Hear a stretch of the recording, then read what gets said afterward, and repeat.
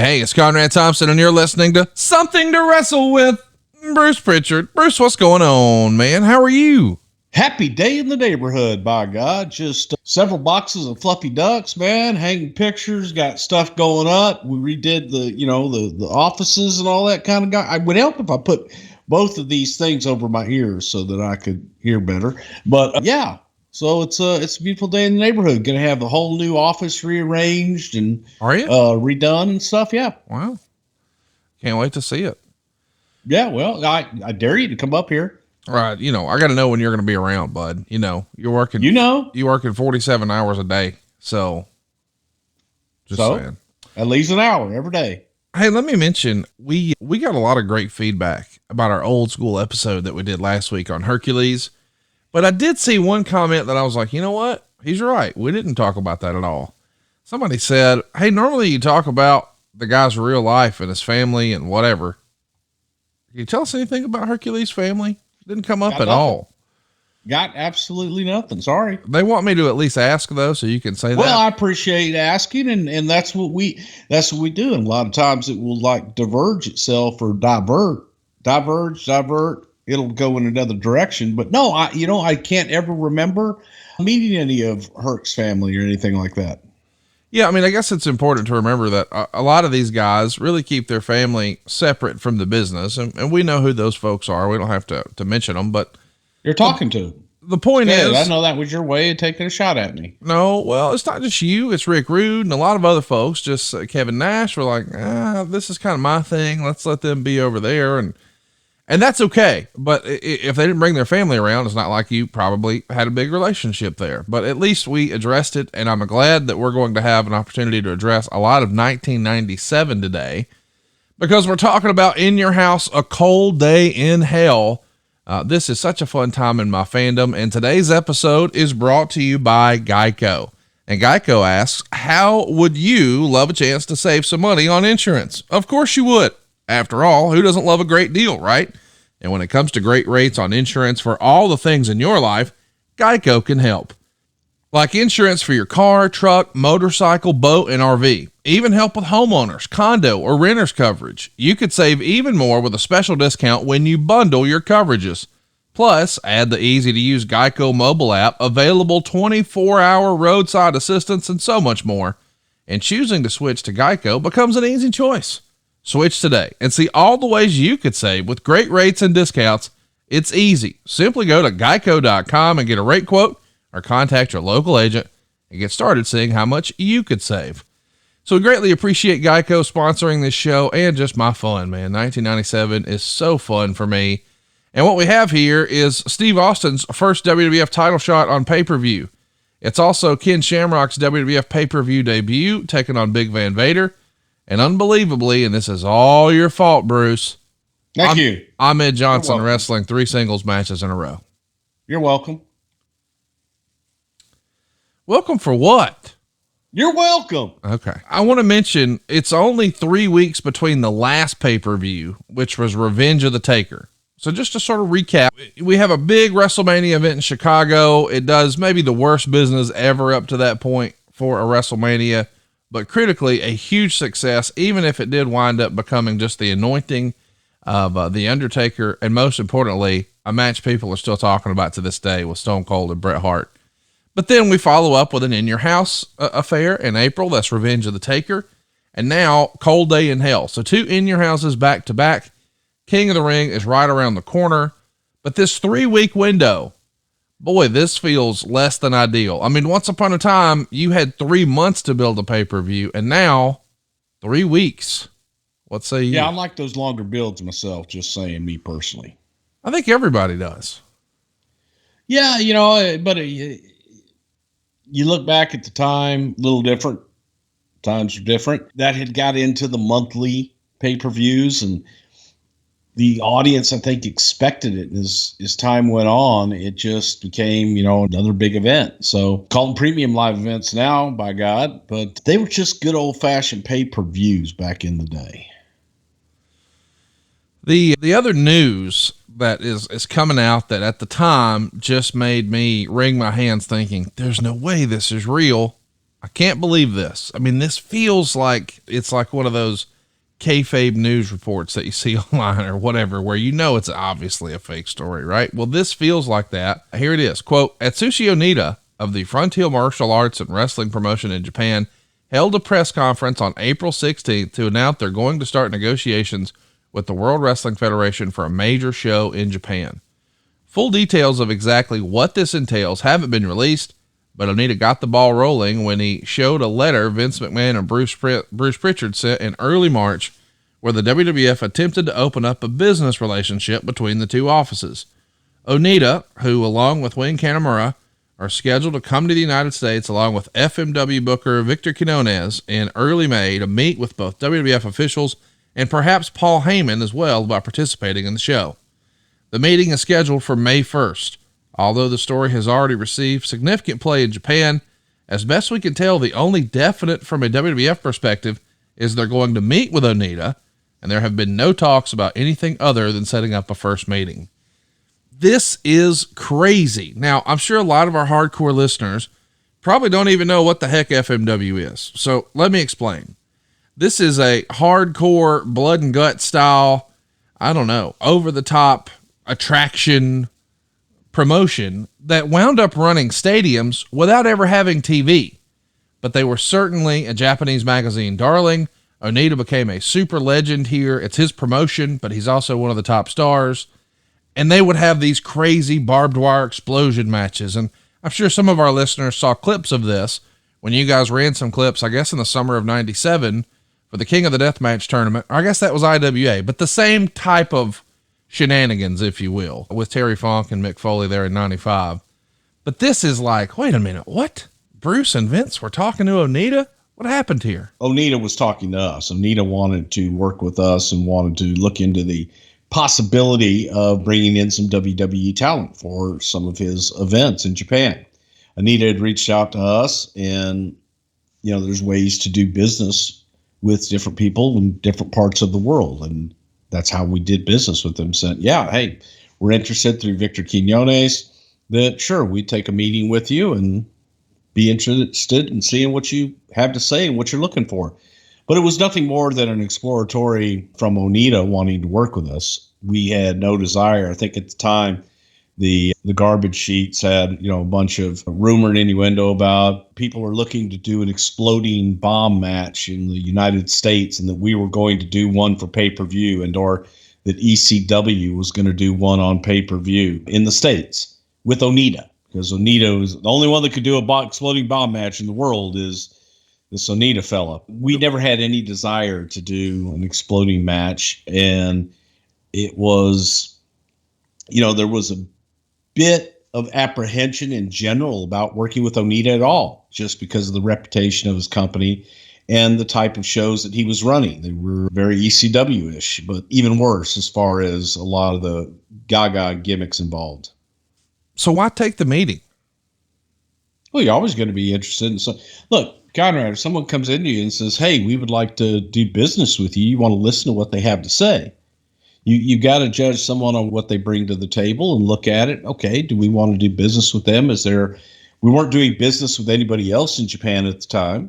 And it was during a time that we were looking to be able to farm out some of our talent to different promotions in Japan and book them and reap the rewards. So why wouldn't you listen? I'm just fascinated by the process of how these relationships sort of office to office work. Are you thinking this one was simple? This was real simple. It was Victor Quinones. Victor Quinones was a consultant with us. Victor was the guy that we used. He worked with a lot of different promotions all over the world. And Victor worked with FMW and Onita and said, hey, you know, here's an opportunity to do something in Japan. Onita is interested. And that's all it was, all through Victor. And we listened to a lot of people. We did things with AAA through Victor. We did things in Puerto Rico through Victor. We did things in Japan through Victor. Chop me up, though. I'm trying to figure out, you know, is one of the things that you like the idea of, you know, I know we're knee deep in the war, right, with WCW, and they've got a relationship with New Japan. And obviously there's no comparing New Japan and FMW outside of the fact that, you they are in Japan. Did you feel like the company needed a bigger presence there because WCW had a presence there? I only ask that because we're not too far removed here in 1997 from you guys trying to do some stuff in Mexico around Royal Rumble. So was Japan on the radar more than normal, maybe? Not necessarily. I think that all international destinations have always been on the radar, and it's timing more than anything. But because of WCW's relationship with New Japan, didn't really have that much to do with it. While WCW was in business with New Japan, we were still getting overtures from New Japan and All Japan, throughout that whole relationship. So it's just business and listening to what people have to say. And ultimately, you had the meeting, and it just didn't go anywhere. I think out of this is where we eventually got to, doing the match with Shamrock and Vader. Yeah. Yeah. But that was, we didn't want to have any of our guys involved in any of their stip matches and any of their exploding bomb matches or anything like that. We wanted our guys to work with our guys. So they were just essentially in negotiations for a match from us. I just love the idea of thinking, what if? Did you ever have any conversations with Paul in this era about a potential FMW ECW relationship? Because we saw that flirted about once upon a time as well. Well, it was the same thing. Paul was looking at doing the same stuff with Onita. And I think that Paul actually brought Onita in, and Onita worked for Paul when Onita came in for this meeting. But the rumors of ECW doing a stadium bomb show are highly exaggerated and false. Do you think we'll ever see another one of those bomb matches done here in America? Or do you think that's ran its course now? You've seen it, right? Yeah. Yeah. So I don't think that there's any great demand for a bunch of, pyrotechnics, which is essentially what it was. It was a great deal of pyrotechnics and loud concussions and a lot of smoke and a lot of dust is all it was. There was no danger. There was no, I guess there was perceived danger because the referee wore some silly outfit. But yet, it's funny. The ring is surrounded by explosives, right? Yep. But people at ringside are okay. Right. So the explosives will only affect those people in the ring. Well, now hang on now. I mean, you guys used to bury a motherfucker on pay-per-view. Yeah, but the audience wasn't in danger of it. No, I know, but I'm just here we're saying these explosives are so incredible around the ring that they can hurt the participants in the ring. But the people sitting right next to it, they're okay. But I mean, you also set a guy on fire right at the ring, and what if he ran into the crowd? I'm just saying, like, there is suspension of disbelief. I guess what I was trying to get to is this explosion thing feels more like kind of you had to be there. It was time and place for the era, but I don't really know that we'll ever see it. I would, and I don't know. I really don't know, but I can tell you from people like Terry Funk and Kirshner, who were the two that I talked to that day about it when we were over there with Shamrock and Vader, where they said, he goes, yeah, every time he does one of these things, the audience is less and less because they've seen it. Yeah, right. The gimmick is once you see it once, you got it. You're okay. That was pretty bad. That kind of sucked. I couldn't see anything. I'm coughing. And it takes, Conrad, it takes like sometimes 10, 15 minutes for the dust to clear. And you're just sitting there looking at a bunch of dust. And if you're anywhere on the floor, on the baseball diamond, I mean, you can't see, and it's very difficult to breathe too. So it's a terrible experience live, in my opinion. And I think that, as Terry said, goddamn, once you've seen one ring blow up, you've seen them all blow up. Well, rooms off the rose. I don't give a shit. And by the way, your mother's a whore. He worked that in every time, didn't he? Yeah, he did. No matter what. When we were on the bus going back to the hotel, he said, hey, pull over so we can get some beer for Prichard. Hey, driver, your mother's a whore. And they had the little machines on the side of the street, like Coke machines, except they were beer machines. And they all had their little coins, and they went out and put all their little coins in the machine to get Terry and myself beer. Terry was very cordial. It was great. And then we're going to go to that chicken place after, Prichard. You got to have some of this chicken. That's what we did. So here's another note from the Observer. In an unrelated deal, Prichard and Jim Ross met with the wrestlers from Michinoku Pro Wrestling that appeared on the ECW pay-per-view on April 21st and at the Titan offices in Stamford, Connecticut about those wrestlers working in the WWF. Reports are that the chances of the two doing business together appear good at this point, and the WWF is planning on starting a lighter weight division, but is trying to work out the logistics of when the wrestlers and which wrestlers would be available at certain times. A potential deal with the Michinoku office, provided dates could be adequately worked out, would probably make the WWF's relationship with AAA in Mexico obsolete, because Michinoku wrestlers offer the same type of action, but are far more polished workers. Because of the disorganized nature of the AAA office, the WWF has been having problems with the wrestlers, getting the wrestlers they want on the dates they want, thus unable to give any of the wrestlers any kind of push or storyline. So let's work backwards. Was that an issue with AAA, that you like some of the performers, but you just couldn't pin them down or guarantee that you were going to have them, so they couldn't really be in your long-term plans?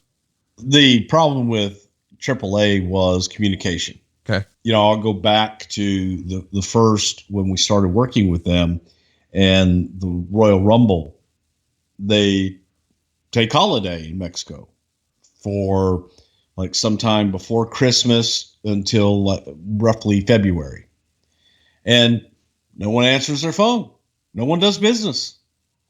So we don't take days off. Right.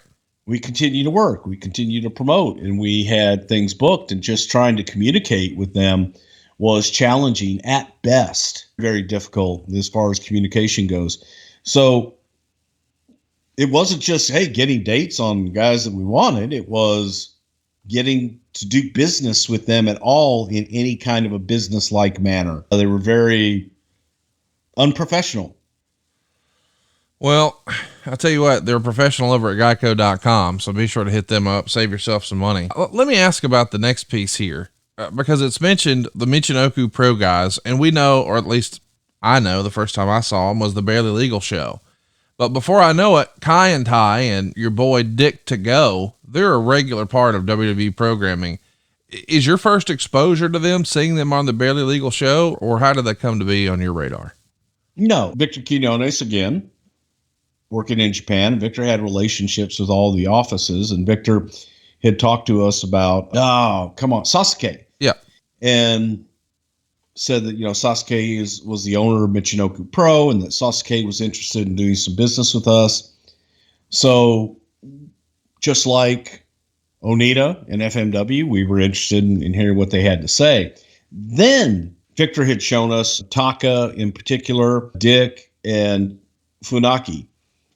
He said, these are the guys you want. And Heyman actually called me and was like, you do not want to deal with Sasuke. Only take Taka. He will be the future. He is the one you want. And I believe that was true. I believe that Taka was the most talented out of the group. And as far as that time and what we were looking to do with the light heavyweight division.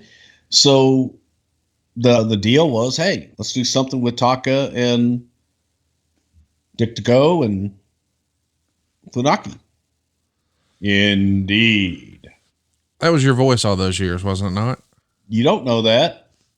Wait, let me ask again. That was your voice all those years, was it not? You don't know that. No. Indeed. We're out of sync. We got to get in sync. I loved their presentation. I could see why you would be all about it. I mean, it was a totally different look and feel for the company at the time.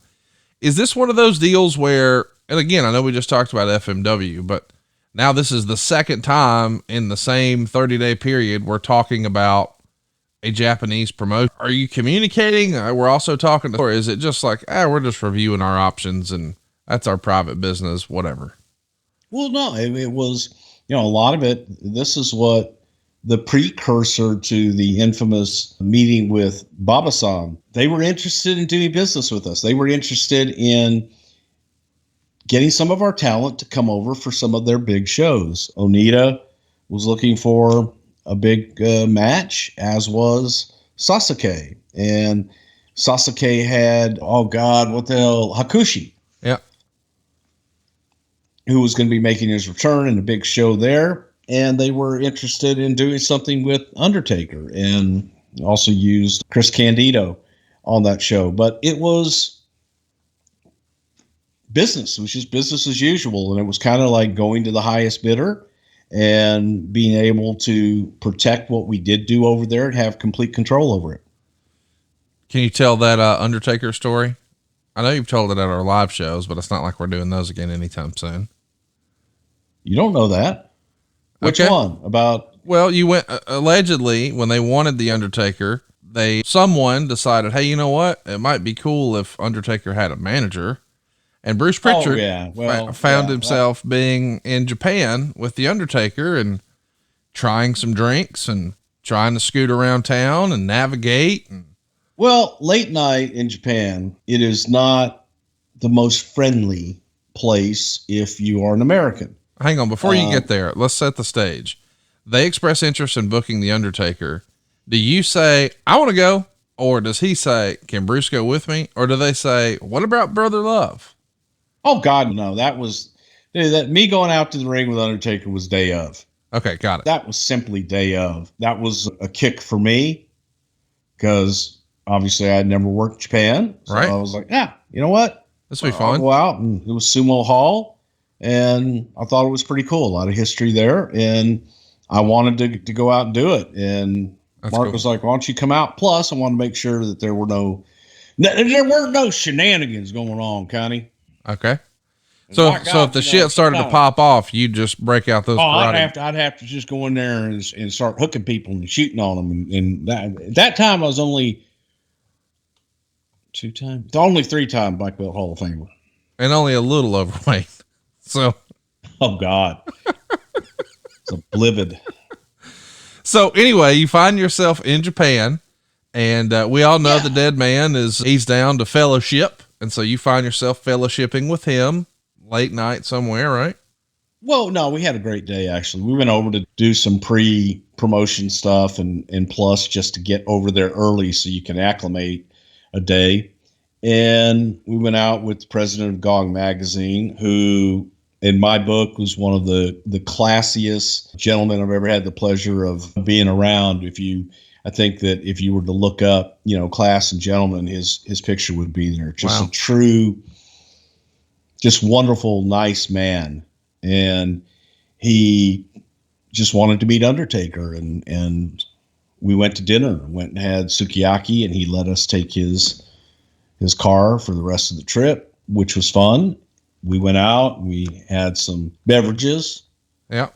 Yeah. And there's one particular place that serves what the boys affectionately called them opium shots.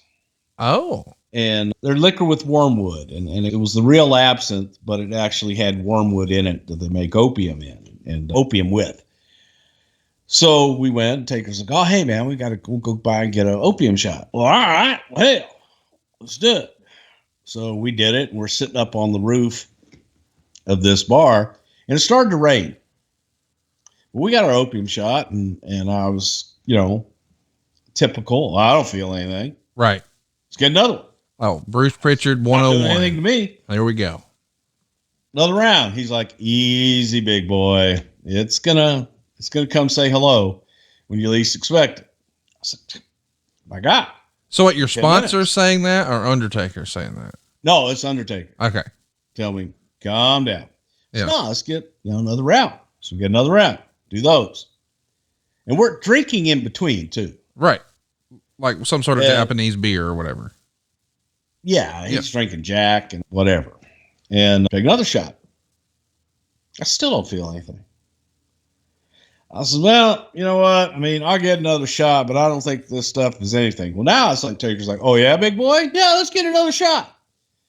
So we do another shot, and about 20 minutes after that, it comes and really says hello. And man, nice little experience there. And then we're still out drinking and what have you. And before you know it, it's like 4:30, 5 o'clock in the morning. And we got to go to bed. I'm like, we got to go back to the hotel, man. It's like, I got to get some sleep because I'm dead. And we go outside. It's pouring down rain. No, we're flagging down taxis, and the taxis just will not pick us up. Well, so maybe it's because one of you is 6'10" and long hair and covered in tattoos, right? Yeah, but I mean, I tried it too, just by myself, and they weren't going to pick me up either. And so, the sponsor's going, no, you got to understand, that's, wrestlers have very bad reputation here. Oh. And no guys, the taxis won't take gaijins after like 8 o'clock at night or something like that.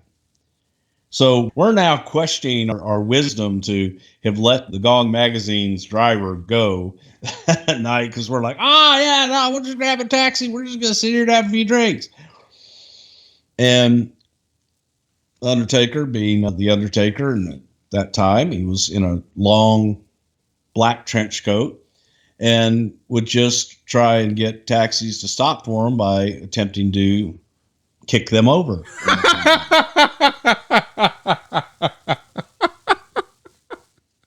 And that didn't work. So they're driving down the road and he decides to try to get them to stop. You gotta understand, man, there's like traffic. It's like being in the city. It's like being in New York City.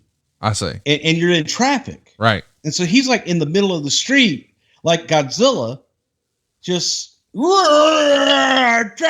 so we like get him out of the road. Yeah. And literally Taker and I went and hid while our sponsor went in the road and flagged the taxi down, got the taxi to stop, and then we just dove in the car and basically forced the guy to take us where we wanted to go.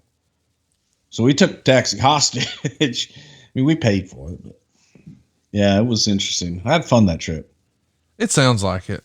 You know what? That was a good time. So saving money at GEICO, geico.com. So coming out of the Revenge of the Taker pay-per-view, you have a fully formed Hart Foundation, which is Bret Hart, Owen Hart, Davey Boy Smith, and Jim the Anvil Neidhart. Of course, Brian Pillman's tagging along as well. Bret Hart has a knee issue, and he needs to be quote unquote written out in the WWF's form. Of course, is Bret having a street fight against Steve Austin. Meltzer would say, talk about the proverbial turning a negative into a positive. The April 21st Raw is War show featured a long show angle, the highlight of which was Steve Austin injuring Bret Hart, who was taken away in an ambulance. In a twist, Austin was waiting in the ambulance and got some more licks in, with Owen, Davey, Shawn, and Brian all winding up involved in the angle before the show was over, and it resulted in one of the better episodes of Raw in history. The angle was actually a last-minute decision, probably put together on or around the 18th because of the worst possible thing that could happen at the present time, a right knee injury. It's going to require Bret Hart to have surgery, and he's been the key performer in the WWF in recent weeks with his heel turn, and he actually aggravated this back on tour of South Africa and Kuwait. So listen, he's the centerpiece of the whole thing. He's got issues with Shawn. He's got issues with Austin. He's forming the Hart Foundation. He's a babyface everywhere else in the world, but maybe the hottest heel in the company here in America. And now this knee injury, boy, that just throws a monkey wrench into everything. Talk about the stress and pressure that adds from a writing perspective. When you have sort of, all right, here's where we're going. Here's how we're getting to this pay-per-view. And then the one after that, and here's what we'll do on the next 3 weeks TV. And then, hey man, I got to have surgery. I'm out. Because it's not like, well, we'll just plop somebody out and slide somebody else in. It changes the whole show, right, Bruce? Sure does. It sucks. Yeah.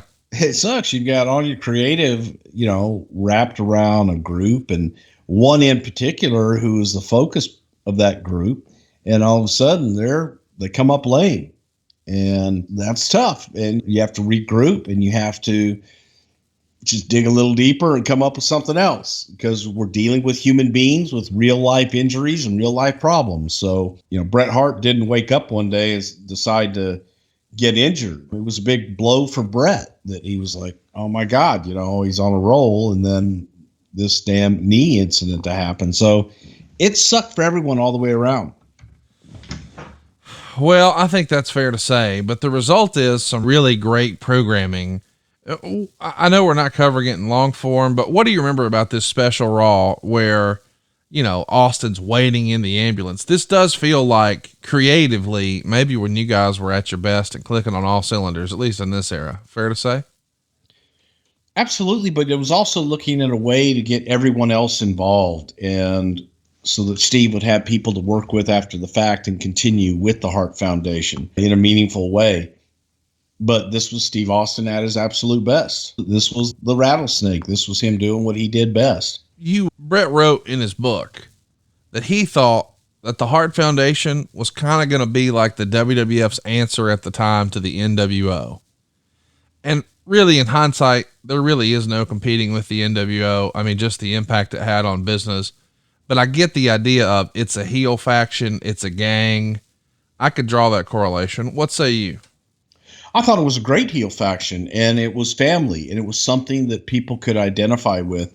It was based in reality. All these guys are related with the exception of Pillman, but they're all related. They all come from the same family, and there was a reality about them. There was a toughness, and everyone had everyone else's back, and you just felt that. And that was what made it so good. And good it was, man. This is some of the best stuff I think the company ever did. It's also reported in the Observer that there was a plan in place for Bret to win the Intercontinental title from The Rock at King of the Ring. That's something that we know didn't happen. And actually the belt's going to come off The Rock a little sooner, and it's going to wind up going on to Owen. But do you think that would have once upon a time been the plan? Maybe Bret picks up the Intercontinental from The Rock? No, it wasn't. And the reason it wasn't was I know that Bret shared this feeling, as we did as well, was that at that point in Bret's career, that the Intercontinental Championship may have brought him down in the eyes of the fans. I agree. So let's keep Bret special. It's interesting that we both sort of immediately went there, but a few years ago when Cena's sort of winding down, and I know we don't talk about current stuff, he was the U.S. champ. Does that hurt him? I mean, I think even Roman held the U.S. championship after he had been a world champion.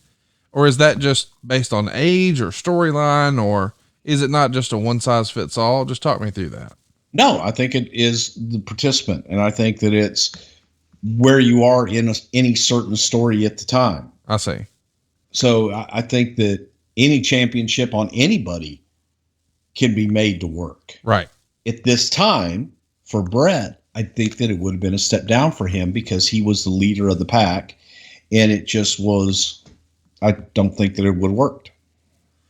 Well, what we know works every time is BLUECHEW. This episode and every episode is sponsored by BLUECHEW, and guys, spring is here. It's time to get sprung with BLUECHEW.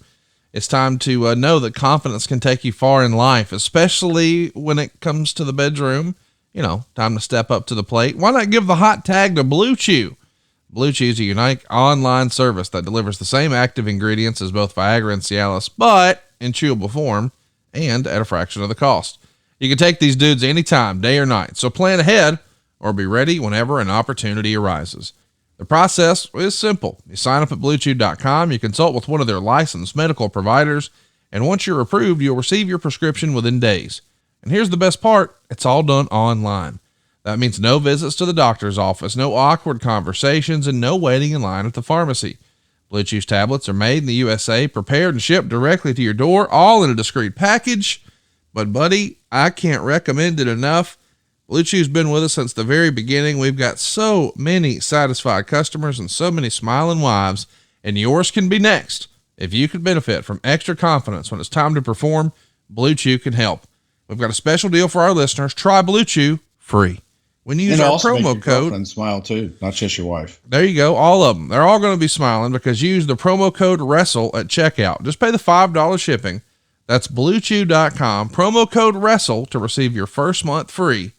Visit BLUECHEW.com for more details and important safety information. And we thank BLUECHEW for sponsoring the podcast. By the way, It'll also make your boyfriend smile. It's just smiles all around. BLUECHEW's putting smiles on people's faces. Hey, I think I've heard that before.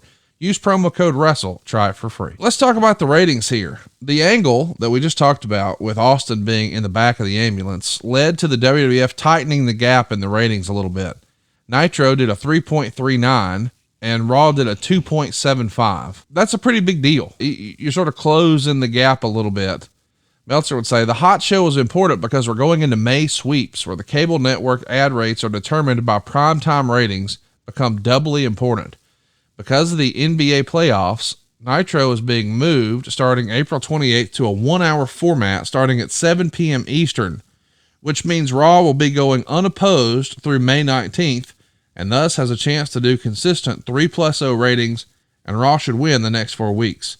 Last year during the playoffs, Raw ratings beat the Nitro show by sizable margins every week, causing people to believe some sort of momentum was going to be built.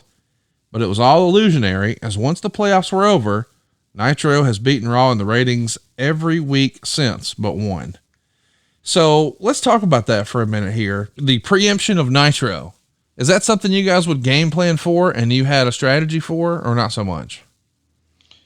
Well, it's an opportunity where you hope that you're going to be getting additional eyeballs on your show. Anytime you have a strong lead in or you have an opportunity to have more eyeballs on your show, you're going to put your absolute best foot forward. So having Nitro not on the air, not having some place for the audience to go, I would dare say that the playoffs were more of more competition than Nitro even. Of course. You just have more eyeballs going to the playoffs as well. But at that same time, if you're a dyed-in-the-wool wrestling fan, so to speak, we hope that you're going to switch it off basketball if you're a normal Nitro watcher. Absolutely. And check out Raw, right? Yeah, absolutely. Let's talk about the May sweeps. We haven't spent much time talking about that. Was that ever something that you guys discussed creatively? I mean, is it even on your radar? I know it's important to the network. Oh, God, yes. Okay. I mean, we program for May and November sweeps. Even every now? year. Okay. Not now, no. God, I haven't done that in years. But the May and November sweeps were always very important because that is where folks, that's what they base their sales on. And if you had, ratings to boast, then you could command a higher advertising rate. And obviously we know that's the name of the game. That Raw in Binghamton drew a sellout, 3,846 fans. So clearly it's a small venue, but it's a sold out venue for $67,846. And that's a hell of a gate for that amount of folks. Austin Hart isn't the only angle on the show, as the building blocks were laid out for the whole Goldust Marlena interview with JR, where they're really going to quote unquote expose them as being Dustin Runnels. How do you remember that all coming together, where we had so much invested in this Goldust persona, and now we're going to take the paint off and we're going to quote unquote shoot, brother? Not a fan of it. Never like have been a fan of it. Okay. I think that when you build a character and once you take the mask off that character and expose them, sometimes you're now creating another character, basically. Now you have to get the audience to know the real person, if you will. And that's another building block. So I'm not in favor of it. I'm not in favor of, Diesel being, tell me, Kev, about that time there in Eastern Tennessee when you played basketball. Who the fuck cares? I like Diesel. Goldust. Tell me, Dustin, I wanted to get lost in it. I wanted to get lost in Goldust and Marlena. If Dustin and Terry were that interesting, they would have come in as Dustin and Terry. But Goldust was able to get so much above that and to be this incredible character that intrigued audiences, and Marlena as well. Holy cow, man. They were great characters that the audience was into. So to me, it wasn't broken. So it didn't need fixing. Let's talk about this same taping. We got Henry Godwinn and the Sultan being injured here. Ahmed Johnson ends up hitting the Sultan with a 2x4 and busts up his ribs. And Henry Godwinn took the Doomsday device and landed on his head. In hindsight, that Godwinn injury is super scary, is it not? Yeah, I mean, both of them are. Anytime that those type of injuries happen, it sucks. It sucks for the competitor, and it sucks for everybody.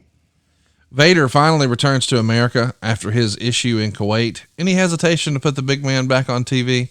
Free at last! Free at last! Big Vader is free at last. Good. No hesitation at all. I mean, it was what it was, and now the big bastard's back. He was It's Vader. Canadian. It's not an animal. I love you tickled yourself there. And by the way, you'll be tickled when you find out how much you're saving at geico.com. So Taker and Paul Bearer are going to have Kane involved, and they're trying to really heat this up over the next few weeks. I guess behind the scenes, this is when your creative juices are really flowing for the creation of the Kane character, right? We needed opponents for the Undertaker, and it's fine to get opponents, but to be able to have a story that backs it up is about 1,000 times better. So the seeds of, oh my God, it's Kane. They're there, baby. We get asked this all the time. When are you going to tell us the story of Kane? We've saved it on purpose because later this year, we'll have the 25-year anniversary of Kane. I'm pumped about it too. The next week, Raw's in Omaha, drawing a sellout, 6,617 fans paying $88,000 and change. And the show is completely based around Bret and Austin. And this is pretty fantastic when you think about it. Bret's fresh off the surgery, so he can't wrestle, but he's still going to make the shows, and that keeps him on TV, keeps the storyline going. It's kind of a no-brainer, but Bret's a trooper for showing up and clocking in, right? Man, Bret was there for everything. And, rehabilitating his knee, going around in a wheelchair and just doing whatever he needed to do. So hats off to Bret for that. No doubt. The Observer would write this. LOD pinned Fernice and Lefon in 346 when Animal pinned Fernice after a clothesline off the top rope, although Fernice wasn't the legal man. The match was a Styles clash. Actually, Road Warriors against almost anyone nowadays is a Styles clash. Fernice and Lefon desperately need a manager. They're so not over, it's like they're 6 feet under. For the first time in history, they're actually doing a gimmick about that, as Fernice and Lefon's gimmick, as explained by McMahon and Ross, is basically that they aren't over. McMahon explained that American fans aren't used to Fernice and Lefon's quote-unquote European style, so it is what it is. What do you remember about in commentary and even like an in-ring interview afterwards? I mean, we're trying whatever we can, because I think everyone agrees Fernice and Lefon are very capable bell to bell. But buddy, the fans are just apathetic, right? Did not care. And even bell to bell, okay, they could do some moves and do some great things, but I don't know about telling stories bell to bell. Both guys, incredible athletes and could do some incredible things. And, especially like Fernice a lot. He just, Doug's a kind of mellow, easygoing, just good guy, all around good guy. Phil was a little different, but there was just no connection with the audience at all. They did not care one way or another.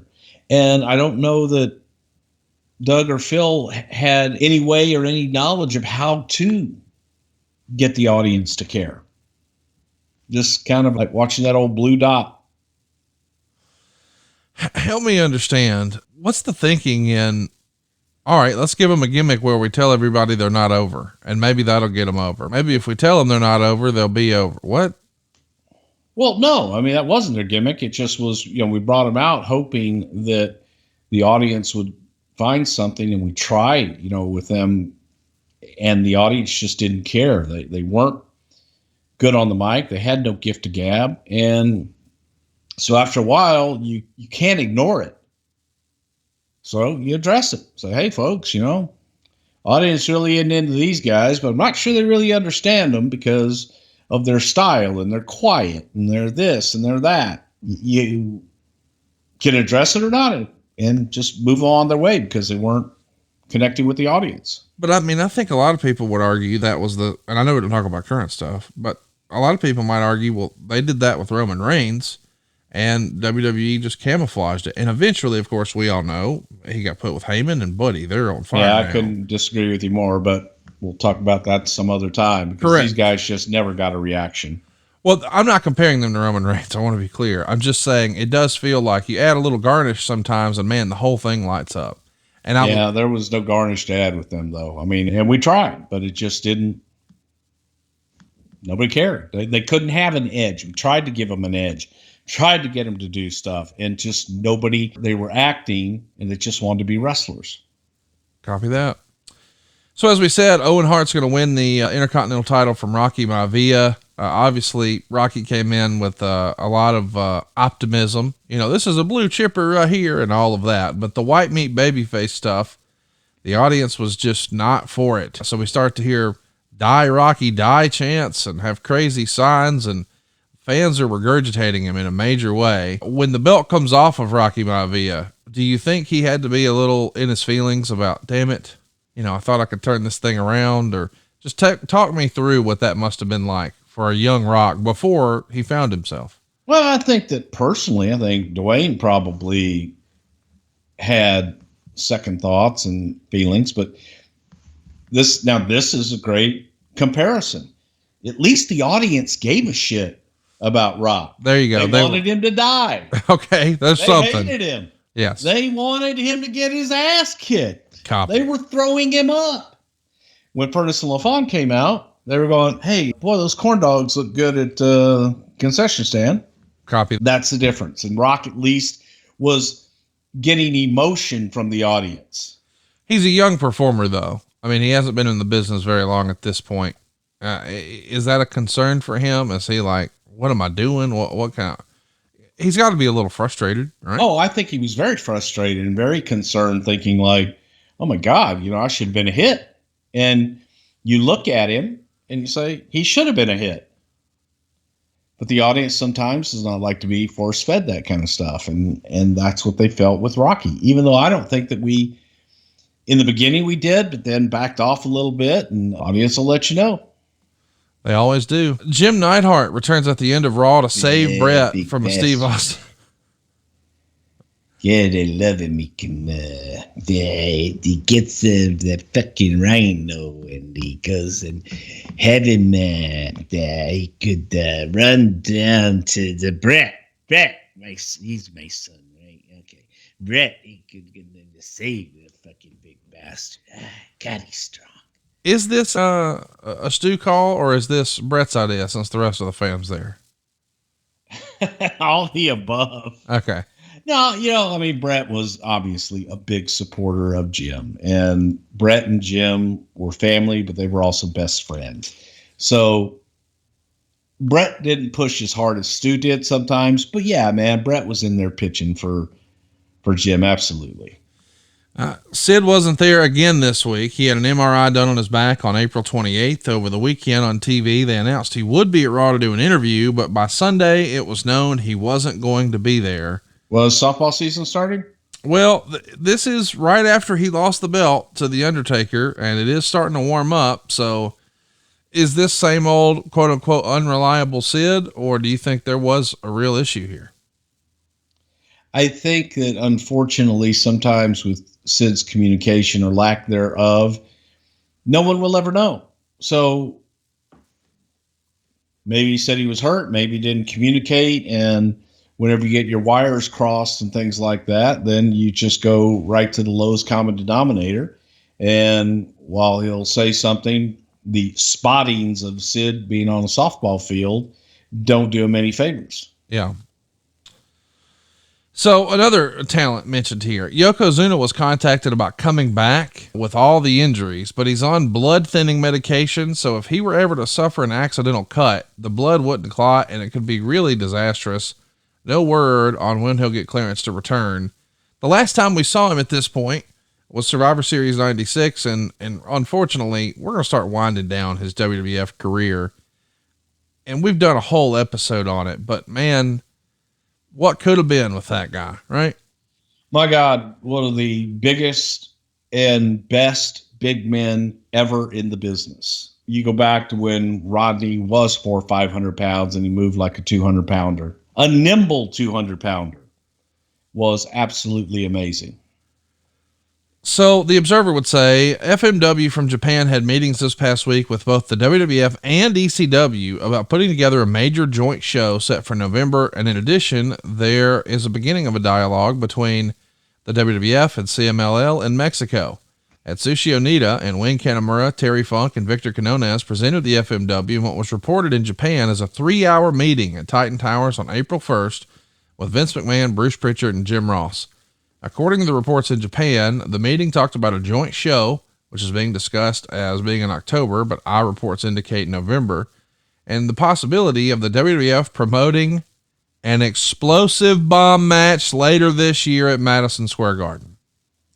As Onita, after the recent Yokohama Arena show, talked about having a bomb match against Inoki in a WWF show, the FMW organization proposed to the WWF doing a multi-promotional show on Sunday in November, which would include FMW, Michinoku Pro, Pancrase, ECW, and the WWF, which is obviously a strange combination. At this point, as best we can tell, the WWF agreed to continue negotiations for such a show, but no deal has been completed. FMW also proposed to bring in a crew of ECW wrestlers for 3 shows during that same time period, which consists of 2 smaller arena shows, including a Korakuen Hall date, along with the big show. FMW has already set up a major show on September 28th at the Kawasaki Baseball Stadium, but they didn't bring that date up to either the WWF or ECW, so it appears they already have other ideas there. Among other items apparently discussed at the meeting included Quinones, who is the foreign booker for FMW, booking a WWF tour to South America, and also Quinones, who books foreign talent for CMLL as well, getting involved in forging a relationship between the two. At this point, the WWF's relationship with Antonio Pena isn't officially dead, but it's almost certainly on life support.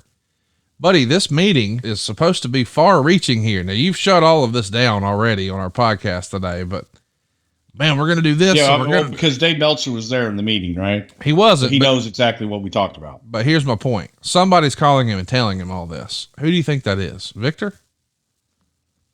Probably Onita. Okay. I mean, Onita, JR, I know I did. Those are the only other ones in the meetings.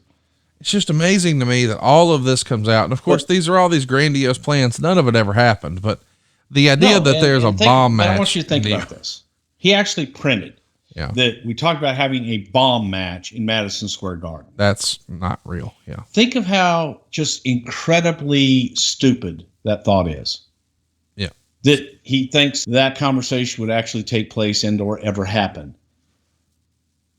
Yeah, it's clearly ludicrous. It's absolutely ludicrous. We talked about doing a co-promotion with them at some point in Japan, what they wanted to do. Yes, Onita did want to do a bomb match in the United States. He wanted to do it somewhere. We had no desire at all to do a bomb match in the United States or elsewhere for that matter. So pretty much that was shot down very quickly. Working together or maybe doing something down the road. Sure, we talked about that. Absolutely. But it's hard for me to get past the inaccuracies of doing a bomb match in Madison Square Garden. I mean, come on. I don't think it was ever discussed, but I guarantee it would never happen in a million years. It wouldn't get past the discussion. Even like, you want to what? Do in New York City, in Madison Square Garden. No.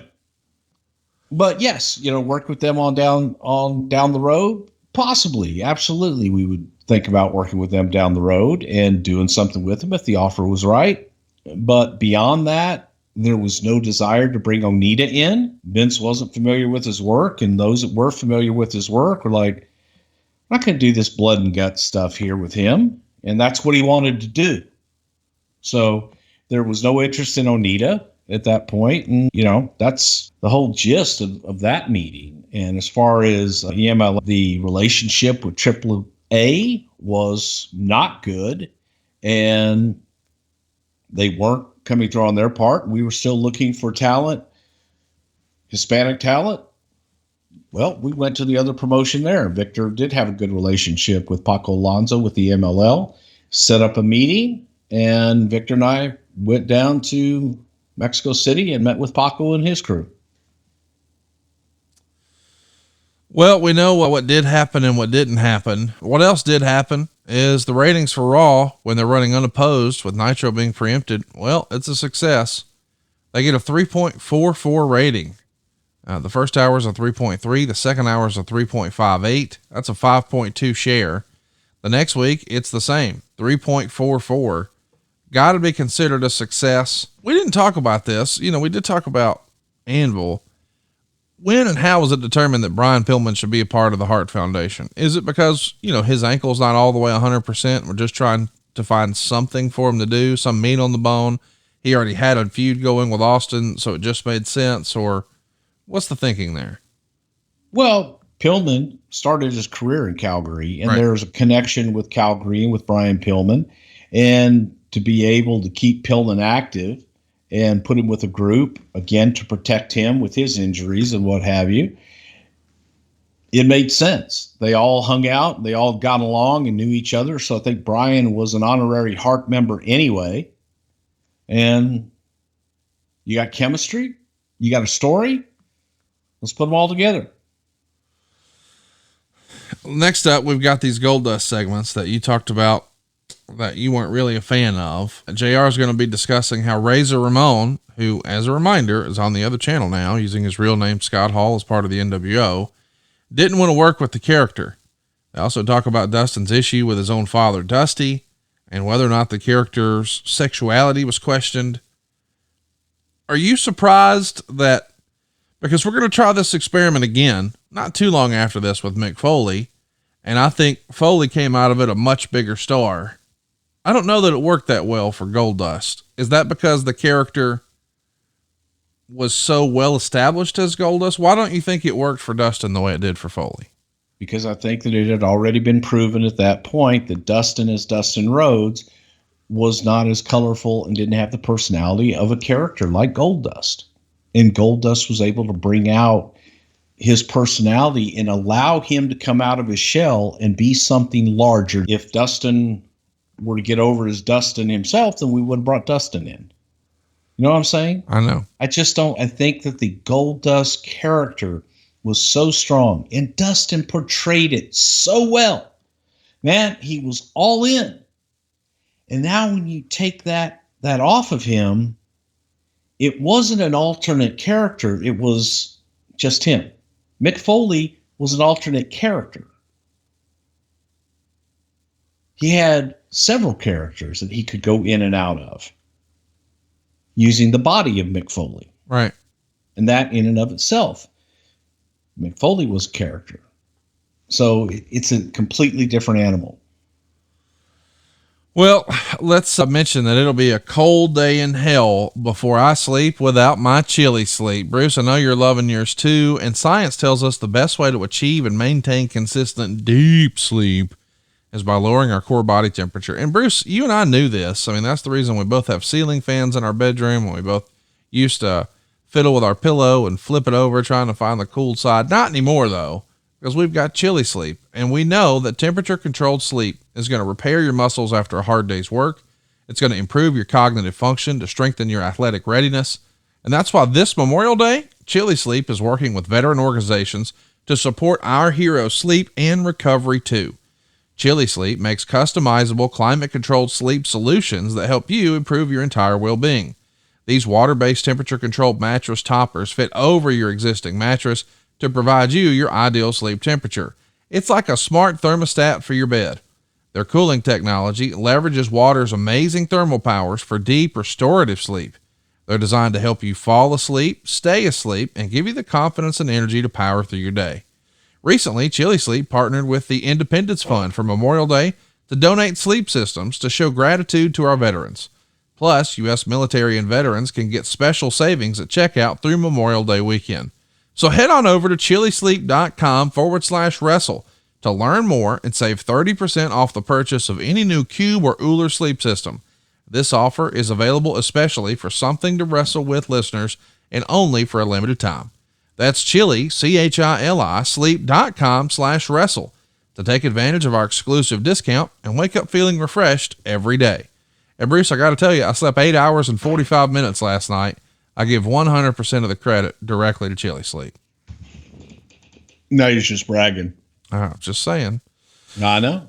So the build of the pay-per-view has Taker and Austin saving each other from the Hart Foundation attacks, but of course, eventually they turn on each other, and that's probably not the best way to heat up a pay-per-view main event, but it's got to be something where you literally have like no one else to wrestle Taker, right? I mean, you don't want to be doing this show with Austin versus Taker for the first time in a cold babyface versus babyface match, but Bret's out, and well, there's a lot of other folks that are out too. Storyline wise, you just need something. Austin's getting hot. It's worth a shot. What's the thinking, right? Well, you've got two strong characters that both have edges to them, and not ideal because now you take two of your strongest, most popular characters and put them against each other. Now the audience has to choose. Not ideal. That kind of sucks. But when you're left with a roster, you're going, okay, injured, you have to do something. And sometimes you have to take risks. And I think this was calculated risks because Undertaker and Steve's characters, I think, could handle it and make you want to see it. It was a really fun show, at least for me as a fan. I wish more of the readers of the Observer agreed. The show gets 47.9% thumbs down, only 27.1% thumbs up, and 25% thumbs in the middle. This is the 15th in your house. It's from Richmond, Virginia. There's 9,381 fans there. 7,681 of them paid $116,000 and change. And there's another $55,000 in merch. So at least the house is good, but creatively, man, fans just didn't love it. Meltzer had this to say: Cold Day in Hell was just another Sunday afternoon pay-per-view that will largely be forgotten by the end of the week. Vader and Shamrock in the main event, Austin and Undertaker were good matches. The undercard was as lackluster as ever. The show generally lacked heat. The finishes were clean. The outside interference was kept to a minimum, so that the one point it was used for storyline, like Pillman ringing the bell so Steve Austin couldn't pin Undertaker, added to the show rather than resulting of it feeling like just another screw job. But it's more and more clear that WWF is a company that has one tremendous feud on top, and even one that is getting overexposed, and very little depth otherwise. And the undercard performers, who should have decent matches on paper, somehow seem to get worse by the month. Now, this was a criticism that I saw a lot, Bruce, and I guess you could even argue that it was factual, because the undercard of some of the Nitro shows or the WCW offerings had guys like Chris Benoit, Dean Malenko, and Rey Mysterio, and Chris Jericho, and guys who were just tearing it up. Meanwhile, the undercards here didn't resonate as well. Now, on the other channel, the main events were usually something like Hulk Hogan and Roddy Piper, and they usually couldn't hold a candle to, say, Shawn Michaels and The Undertaker, or Bret and Steve Austin. So the rap at the time, amongst the quote-unquote smart marks, is the WWF had the best main events in the biz, but WCW had the stronger undercard. Would you agree with that assessment? I think that we were in a transition. I think that to a point, yeah. I think that there was, if you wanted your bell-to-bell wrestling and you wanted to see that, again, depending upon what you liked, then it kind of varied. It's just different. Let me ask, is part of that difference, and I know there's lots of criticism, plenty to go around, but is part of that Vince Russo? What I mean is, he gets knocked a lot, but I think one thing that we hear a lot that he is credited for is, boy, he made sure that everybody had something. As far as an undercard goes, everybody had a story, everybody had some meat on the bone. And the narrative for a long time was Vince only cares about the main event, and Vince would spend a lot of time focused on the top one or two stories, but the rest of the stories were just sort of there. Do you think that when Russo started to get a little more power, maybe the undercard started to gain steam, or am I just way off base there? Yeah, I think you're a little way off base. I think that the overall quality, and I would even dare say that, at this point, it was getting guys, as my good friend JR will say sometimes, it's you have a ball team and you got to get guys in the right position. They got to get playing the right position. You need to be able to get through that, the rough edges. And maybe somebody's playing fullback that should be playing wide receiver. And it's just somebody should be playing defense when they are playing offense all the time. So yeah, it was a feeling out period and just trying to get to the point of getting everybody in the right places. Well, if you're not at geico.com, you're not in the right place. Get over there. Save yourself some money right now. You'll be glad you did. Let's jump into the rest of the criticisms here, if you will. This hasn't been confirmed, but I believe neither Vince McMahon nor Jim Cornette attended the show due to personal situations. On the broadcast, which Jim Ross did with Jerry Lawler, they said that Rose Anderson, a close family friend that the McMahon kids often referred to as Aunt Rose, had passed away the previous night, and Cornette's girlfriend came down with what they thought at first was appendicitis, but it turned out to be something less serious. Do you remember this? The rare pay-per-view where Vince misses a show? I don't think they were that rare.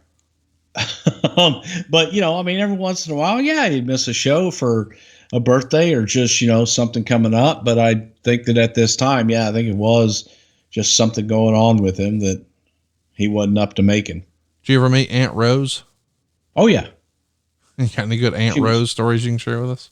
No, Aunt Rose was Dusty's mother. Dusty was one of Vince's best friends growing up and who he went to military school with. And she was just this, really wonderful woman that took Vince in as a kid and kind of, gave him a place to go when he didn't always have a place to go. And she was just a real nice, real sweet lady.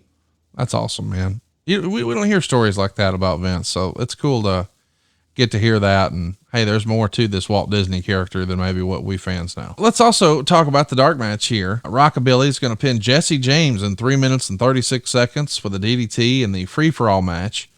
Meltzer would say James' entrance music was messed up. It seemed like an angle, but nothing came of it. For such a short match, it was slow-paced with no heat. The finish was cool, but it's a dud. And boy, you want to talk about two guys that are just a ship with no sail.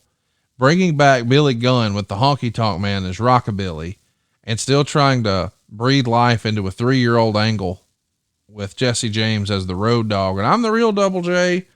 Well, he was. Yeah, I get that. But Lord, it ain't long before you guys figure out, hey, you know what? Let's just throw them together, see what happens. And I'll be damned. The New Age Outlaws, here we go. But just thinking about that match, them two against each other in terrible gimmicks, tells you where we are, and the attitude is right around the corner. Thanks for the feedback. This is a show where we're both allowed to speak. Well, you had it. You got it all. You said it all. No, okay, Conrad. I haven't said it all. Bruce, remind everybody, what website should they be going to today? GEICO.com. Come on, you know that. You want to save money, you want the best, you go to GEICO.com. It's pretty damn simple, Conrad. Hunter Hearst Helmsley's in the first match here, and he's going to beat Flash Funk, the former Too Cold Scorpio, in 10 minutes and 5 seconds, and Meltzer would call it a major disappointment. He says Funk's offense was way off, both in cutting down on the acrobatics and what he did generally looking bad. He said Helmsley shows no aptitude in being able to carry someone. The Funkettes weren't there, with the reason given they were being intimidated by China.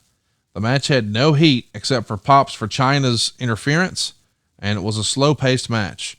The finish would see Funk go up top for a moonsault, but Helmsley split his legs. Helmsley climbed up for a backward superplex, but flipped Funk all the way over in the move and then hit the pedigree for the pin. After the match, China picked Funk up and crotched him on the top ropes. Funk was said to be less than thrilled, not only to be in his jobber position, but especially for having to do that last spot and putting China over. I only read that because I wanted to lay it out that Meltzer said that Hunter couldn't carry somebody. I don't know about that. He's pretty critical of Scorpio, but then he says essentially that he had an issue with helping put China over. Do you remember that overall attitude is probably what contributed to the lackluster match itself? Of course. I guess what I'm trying to drive into is, did you have to deal with that a lot? Try to sell guys a little bit, if you will, on, hey man, we need you to do this for China. Was that a thing or not so much? It really depended upon the performer. Some yes, some no. But I think the guys, that got it and understood it, and it was good for them. You look at, I always point to Jeff Jarrett. Jeff Jarrett did unbelievable business with China. So did Eddie Guerrero. With a gun, but yeah. He put a gun in Vince's belly and held him up. Everybody knows that. It's well established. Well, what was it? Was it a pea shooter? Yeah, 9mm? I don't know. So next up, Mankind is going to beat Rocky Maivia. Think about this, guys. This is years before, or it feels like it's really just a year and change before the whole Survivor Series show, right? Survivor Series 98. Mankind, who's this lovable, beloved character at that point, against the evil Rock, who's going to join the corporation, and Rock becomes the champ for the very first time. And then they have just an incredible series of matches. But their first pay-per-view meeting is here in May of 1997. The evil Mankind gets the win in 8 minutes and 46 seconds. Mankind hit a rolling body block off the apron to the floor. The two are brawling on the ramp. Maivia gives him a Uranagi suplex on the ramp, and Meltzer called it another match with no heat. After a shoulder breaker, Maivia signaled to the crowd for his finisher, and there was little reaction and even some booing. He went up for a flying body press, but Mankind reversed the move, rolling with it and winding up with the mandible claw for the submission. Good finish. During the match, they almost downplayed Maivia's unsuccessful reign as IC champ, with Ross saying that the night Maivia beat Helmsley, the better man didn't win that night. Star and a quarter.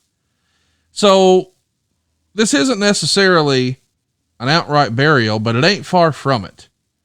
And Mick even wrote in his book that at the time he thought the company should just cut bait on Rocky. And that's a fair question.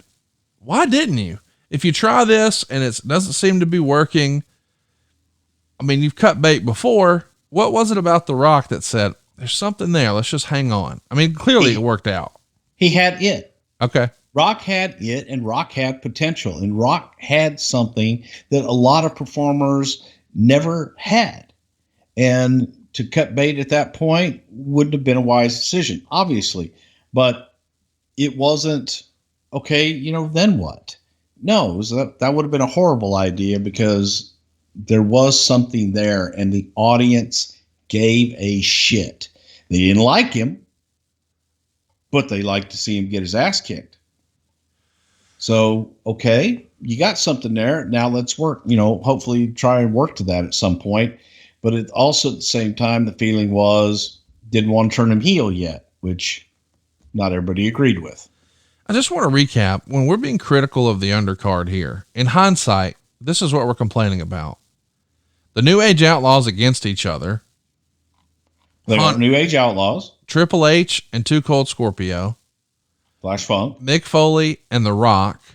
Mankind and Rocky Maivia. I'm aware. I'm just saying, in hindsight, even if on paper this feels like, man, this is not as good of a show as a WCW undercard, buddy, when you just run through the names, it's like, well, that's a Hall of Famer. That's a Hall of Famer. That's a Mount Rushmore. It's a studded out deal here.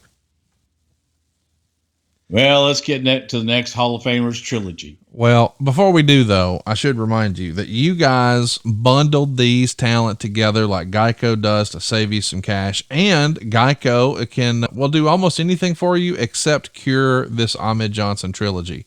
You guys decided to bundle him together with 3 matches like home and auto insurance. And yeah, I should have just went to geico.com instead. It's announced on Raw that they're going to have 3 matches at 3 different times during the show, but during the pregame show, Farouk said he was hurt, which he was, and that Savio Vega was hurt, which he wasn't, and that Crush had the flu, which he didn't. So they wanted all 3 of the matches in a row. Johnson agreed, providing Farouk wrestle first.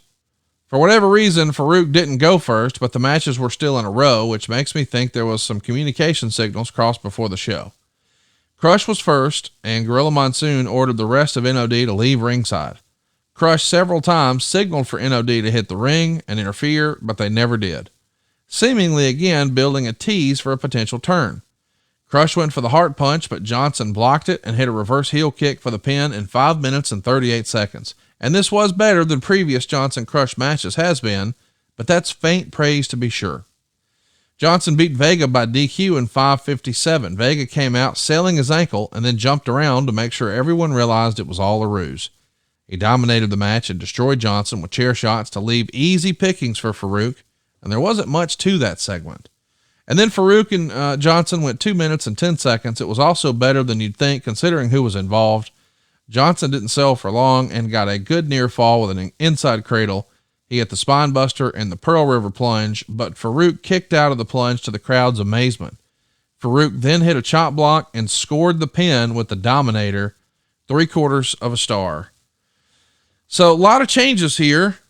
We're going to have it spread out. No, we're going to do it back to back. Farouk's up first. Really's last. I guess that's just because heels lie, right, Bruce? Exactly. Yeah. That's exactly what they do. And that's what the whole thing was. It was trying to get away from, Ahmed on Farouk's part, putting everybody in front of him and so on and so forth. And yeah, nobody was sick. Nobody was hurt. That's being a heel, by God. But you're welcome. You're welcome.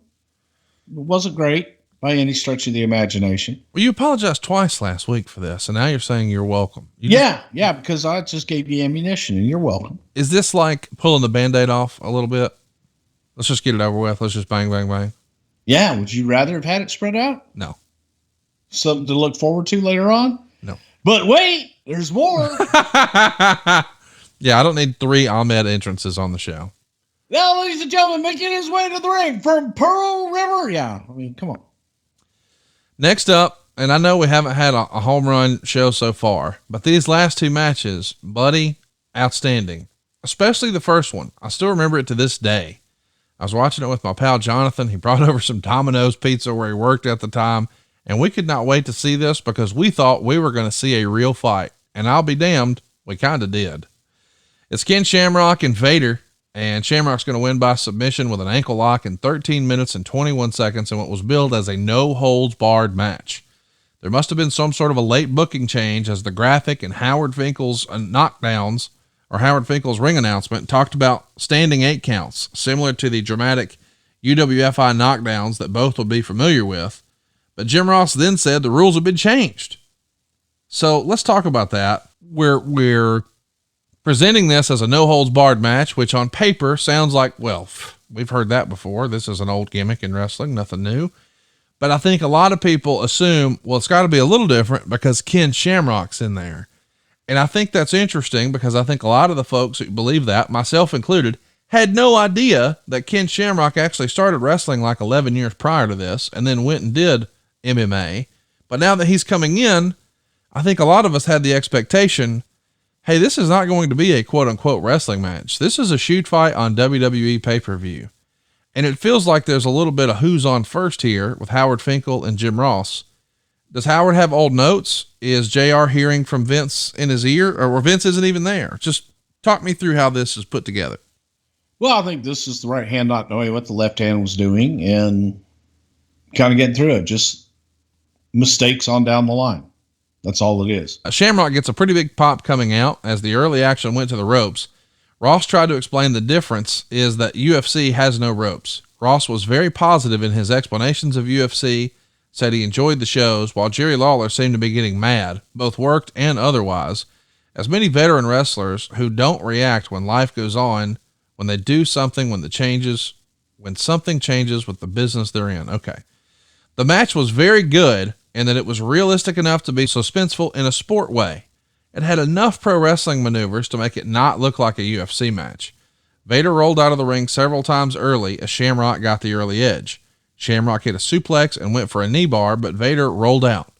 Vader took control with stiff clotheslines and took Shamrock down with, you want to say what that is there? Wakagabatamane. There you go. Shamrock used the triangle choke, which you know as the Senkakula Mikake. But Vader lifted him and threw him. Vader suplexed. Oh, you got that one. Shamrock over the top rope to the floor with Shamrock selling his knee as if it was injured on the landing. Vader ran him a few times into the ring steps, and Vader wound up with a bloody nose. He goes for a standing ankle lock, but Shamrock rolls out of it. Vader went for a choke on the ground, but Shamrock escapes. Vader missed a moonsault, but it actually grazed Shamrock, and then Shamrock body slammed Vader, went for the ankle lock and half crab, but Vader made the ropes both times. Shamrock threw a lot of hard knees and forearms in the corner, similar to a Misawa or Kawada type offense, but every bit as stiff. Vader cut him off with a solid shot to the head and then went down to capitalize on it, but Shamrock maneuvered him into an ankle lock for the tap out victory. This wasn't the kind of match you could do every night, which explains why the UWFI and Rings guys generally only work one match per month, 3.25 stars. So it's not a shoot fight, but it's not your standard wrestling match. It's hard hitting. It's quote unquote strong style. It's whatever you want to call it. But I'm sure part of you, Bruce, had to think, hey man, this is kind of awesome, that they're quote unquote snug, but I'm sure part of you had to think, isn't the idea to make it look like it hurt, but not actually hurt? I mean, part of you had to be like, I don't know about that, right? The old school in me always says that. At the same time, you watch the match, and I thought that Kenny and Vader had great chemistry, and both of those guys like to work that style. They like to work a very rugged and snug style. So to that, hats off to both of them because they could do it. And to me, I thought it was a great display of what Shamrock was all about. And you got to see, this badass guy do what he did and what he made his name for. And as you said earlier, yeah, Ken had worked before in the Carolinas and had tried his hand in wrestling before going into the shoot fighting and UFC. Didn't really click. Ken's gimmick became, being that UFC shoot fight guy. And I think that Ken, as far as that gimmick and doing that, was absolutely one of the best.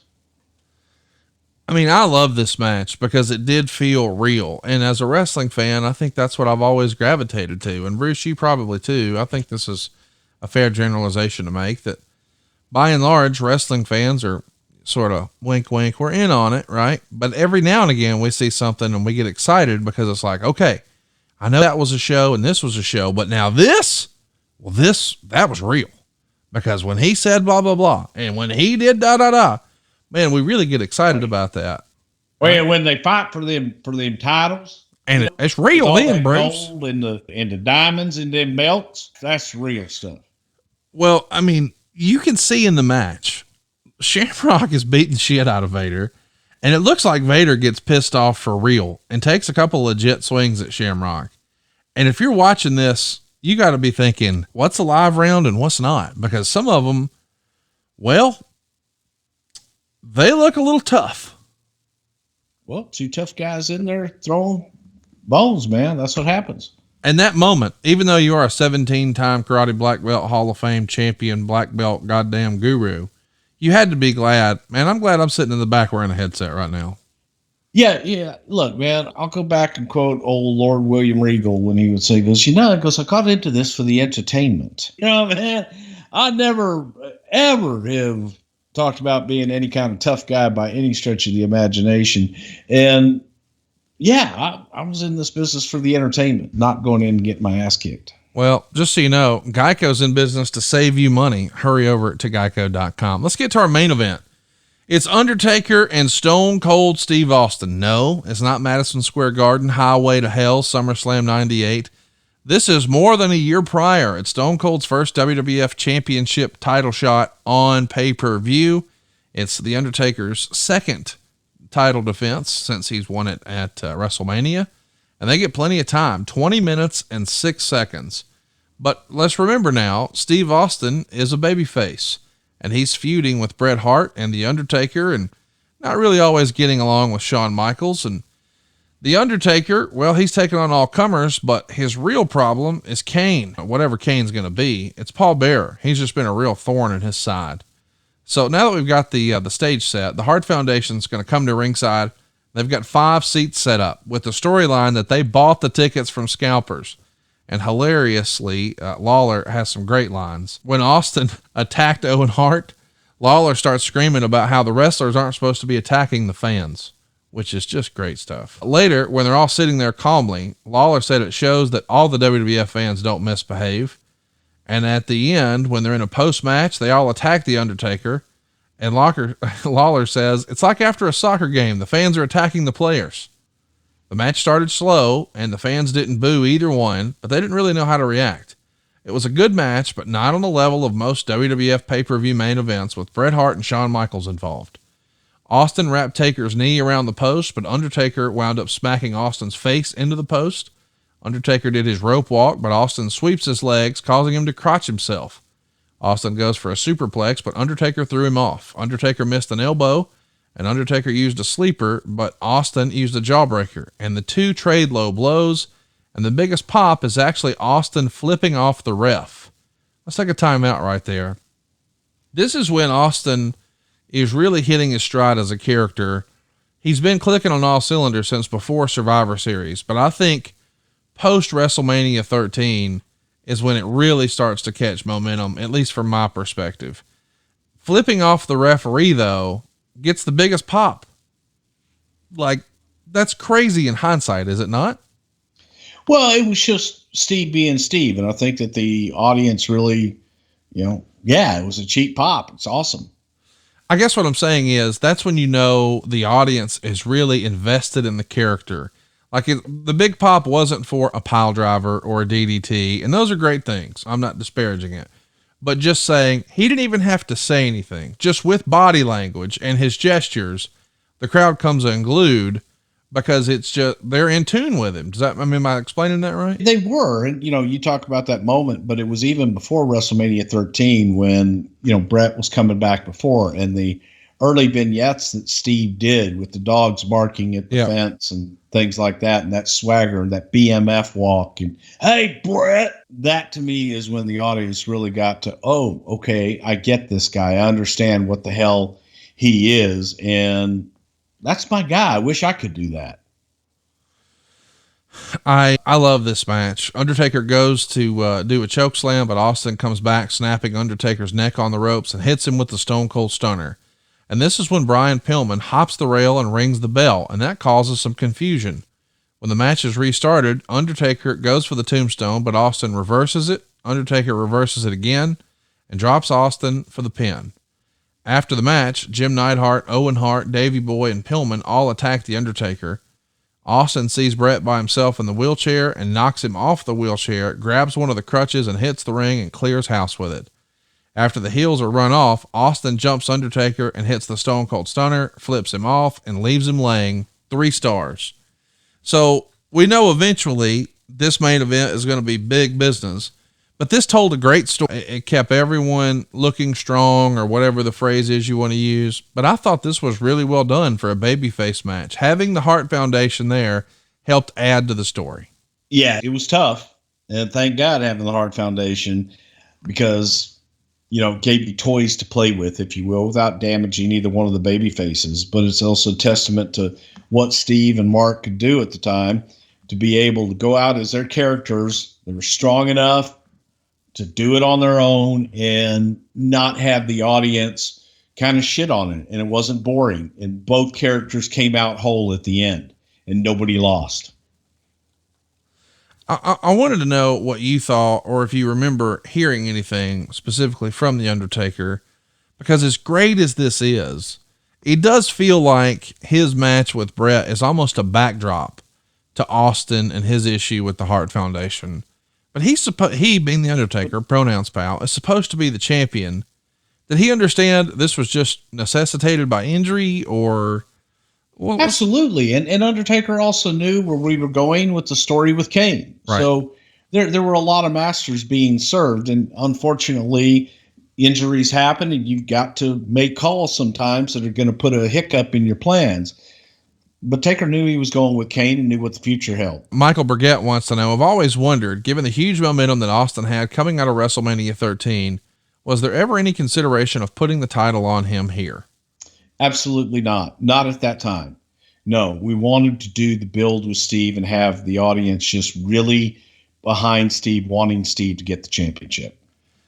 Nathan says, since this pay-per-view was at the Richmond Coliseum, and for all intents and purposes, that arena is now closed up. Any memories from that building? Worst catering anywhere in the world. Really? Yeah. Why do you remember that? Tell me what you remember about it being so bad. It was disgusting. It was, I think the Hebners ran it. And it was the worst catering. It was just terrible. It was bad. It was like, I think 4-day-old hot dogs and stuff. And it was bad. Disgusting. There was a lot left over. So I think that whatever we left over each time would be reused the next time we came into town. I love you for that. Daryl wants to know, what was the backstage reaction to the Hebner spot in the main event, where he returned Austin's middle fingers and loudly yelled, F you? Not good, man. Referee needs to be impartial. And while, gets a pop, not good. Scott wants to know, all cool with Vader and Shamrock after that stiff bout? Absolutely. Both professionals and both like it that way. Would prefer it. If they'd gone out there and kind of lollygagged around, I think both guys would have been pissed.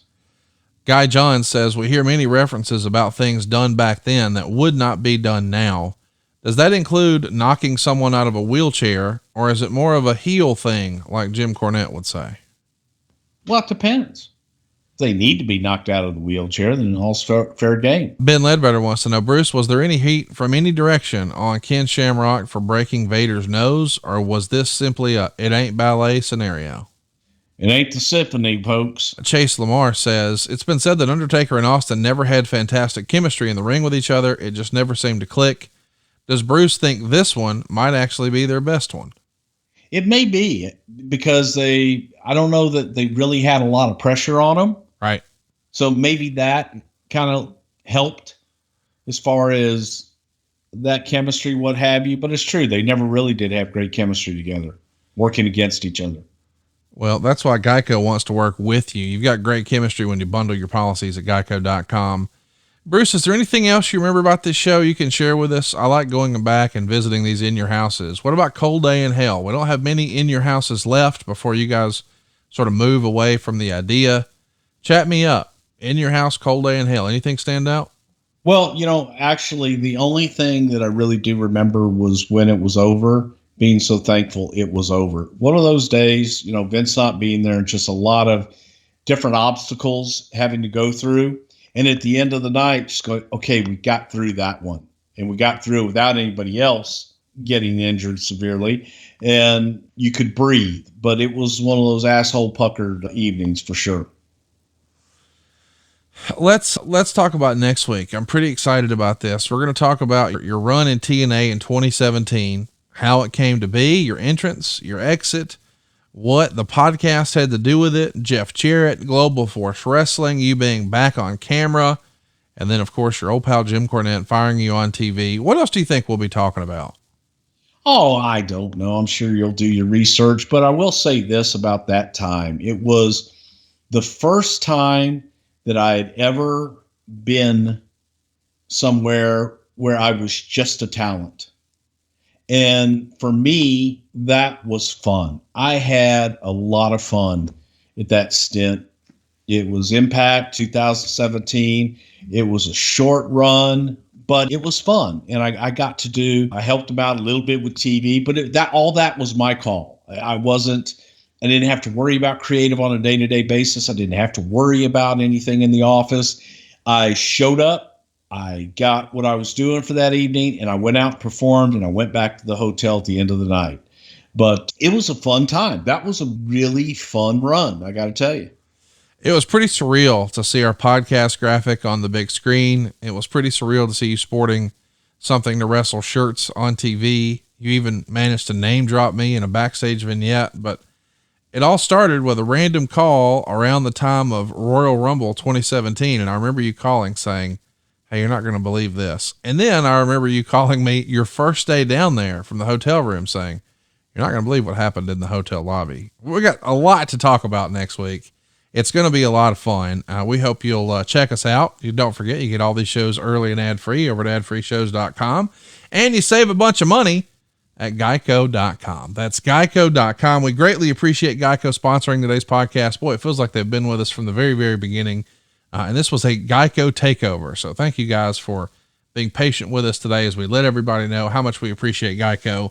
As we heat up this summer, June's going to be a hot month for Something to Wrestle. We're going to be covering 3 different King of the Ring shows. What I would consider the epic failure of 1995 in Philadelphia with Mabel, Triple H finally overcoming whatever backstage politics there were in 1997, and Brock Lesnar being anointed as the man in 2002. We'll also hit Vengeance 2007, where we talk about John Cena defending the WWE title against Bobby Lashley, King Booker, Mick Foley, and Randy Orton and Edge defending the world title against Batista. That's a pay-per-view where Johnny Nitro and CM Punk battle over the now vacant ECW title. That wasn't the original plan though. Tragedy befell, but we'll talk about all of that and more in the month of June. It's going to be a good time, man. This was fun. I think we may have our new routine, this Sunday recording shit. We may have to keep this going. Yeah, we'll see about that. Yeah. You guys got to stop doing Sunday pay-per-views. It'll make it a little easier. You think so? No, you'll find Okay. Vince will find something else for you to do. I know how that works. Yeah, so do I. So check us out, boys and girls. Something to Wrestle every single Friday, anywhere you get your podcasts. Hit that subscribe button, tell your friends, and we'll see you next week right here on Something to Wrestle with Bruce Prichard. Rock on.